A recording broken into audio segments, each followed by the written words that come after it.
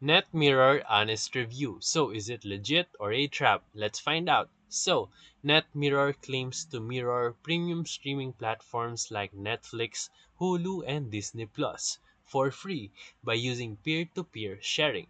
So, the pros are it offers free access to popular streaming libraries, simple interface, easy to install on Android devices, Apple computer, and your TV.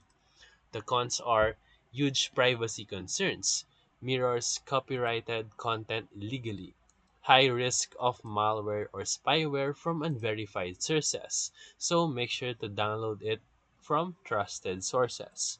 No official support, and your account or device may be compromised. And that's it.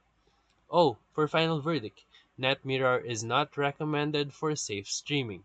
While it may offer free access to paid platforms, the legal and security risk outweigh the benefits of this app. So you can stick to legitimate streaming services or free trials to protect your devices and data.